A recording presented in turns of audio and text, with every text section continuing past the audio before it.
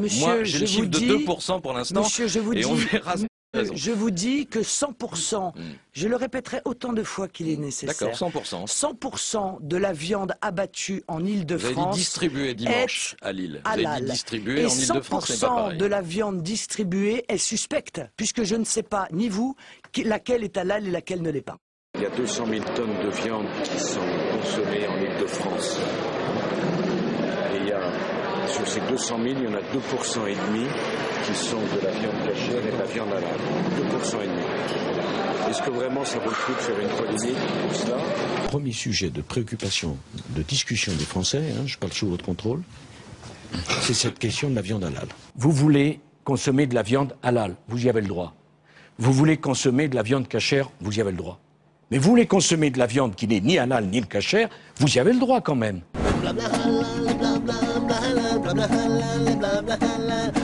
Oui, alors bon, Marine Le Pen est sur une ligne électoraliste, où elle a bien compris que les Français étaient agacés par cette immigration qu'ils n'ont jamais voulu, qu'ils n'ont jamais demandé et qui ne leur apporte rien, et qu'aujourd'hui cette immigration, son marqueur, c'est la réislamisation, effectivement, qui se constate et qui s'explique sociologiquement, à cause de tous les mensonges et des échecs de la République assimilationniste. Là-dessus, sur les causes, on le sait, mais c'est un fait aujourd'hui, c'est qu'il y a une réislamisation de ces immigrés dont le peuple français ne voulait pas, car ceux qui voulaient cette immigration, c'était le patronat, les loges, et sans doute un certain lobby communautaire qui voulait punir de façon définitive par le métissage la France de Pétain et de la Révolution nationale. C'est ça la réalité.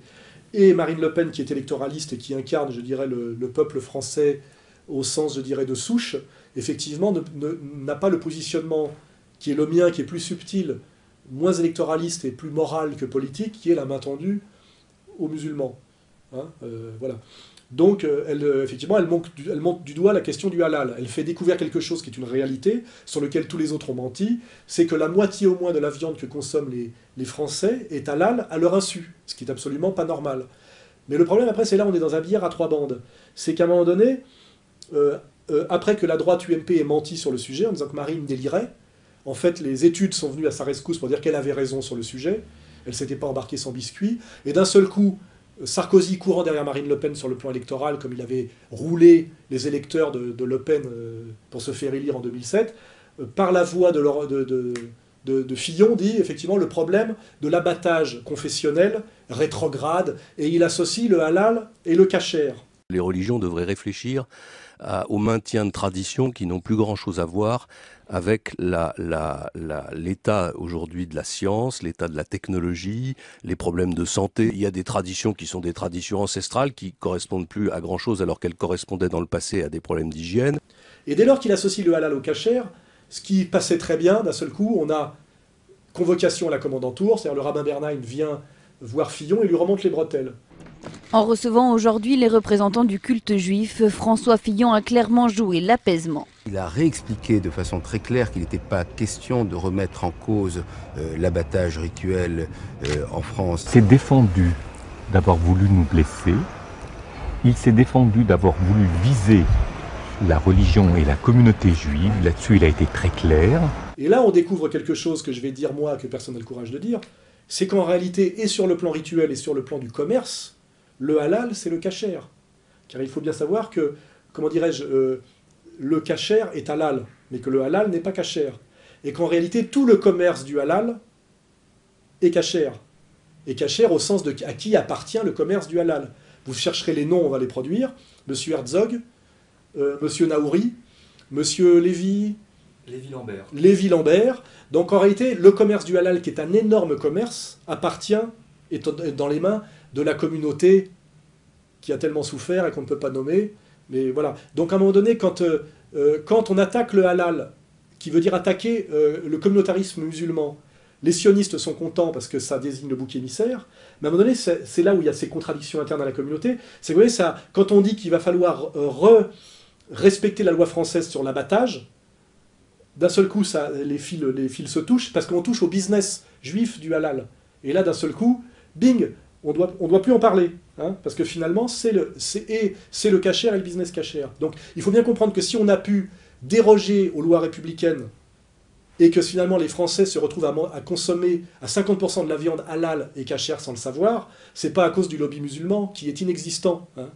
Je le répète une fois de plus, on peut se plaindre d'une certaine islamisation des masses immigrées françaises, mais combien de ministres musulmans, combien de recteurs d'universités musulmans, combien d'éditeurs musulmans, combien de ministres musulmans, combien de journalistes musulmans, combien de patrons de radio musulmans? Zéro. Hein, voilà. Je ne vais pas vous faire après le même calcul pour l'autre communauté. Là, d'un seul coup, c'est la République de Weimar. Hein.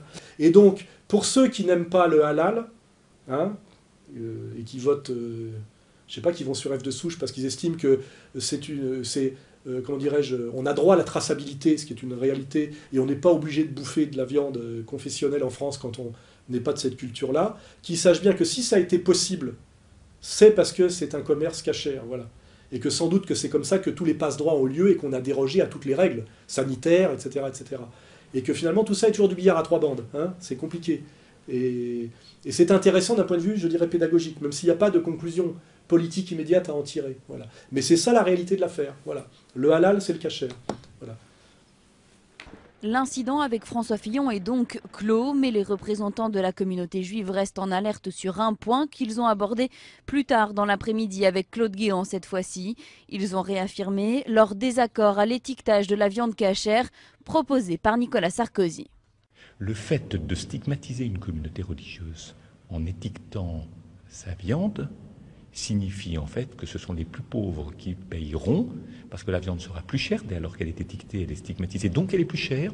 Demain, ce sont les représentants du culte musulman qui seront reçus à Matignon par François Fillon.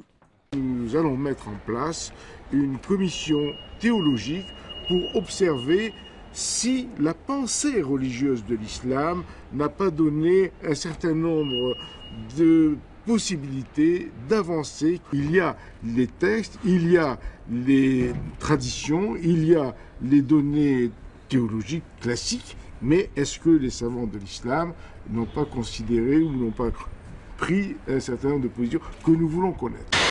Oui, alors on remarque une fois de plus, la hiérarchie est la même. On crache sur le halal, personne ne dit rien. Fillon, à un moment donné, commet l'erreur d'associer halal et kasher. Là, le rabbin Bernheim, qui est un religieux, vient immédiatement, parce que lui, il s'invite, le lendemain, il vient et lui dire « ferme ta gueule, c'est nous les patrons ». Et là, derrière, il y a Boubaker, l'alcoolique franc-maçon de la grande mosquée de Paris, qui dépend de l'Algérie, qui n'est pas un pays islamique. Il suffit de se rappeler de ce qui s'est passé dans les années 90 pour en être sûr.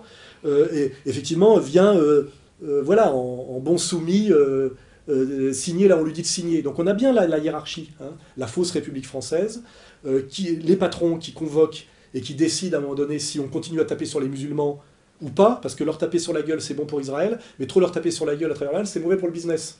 Vous voyez ? Et puis derrière, le bon soumis Boubaker, je rappelle qu'il est alcoolique et franc-maçon, ce qui est beaucoup pour un musulman, un recteur de mosquée, et ben là il vient, il dit où est-ce que je signe en bon, c'est comme dans le temps les indigènes faisaient une croix. Il pourrait signer avec une croix, à la limite. Ça serait exactement de sa réalité et la réalité de la communauté musulmane de France, hein, sur laquelle tout le monde s'essuie les pieds, car elle n'a aucun pouvoir, à part le pouvoir d'agacer, hein, ce qui est quand même tragique. Voilà.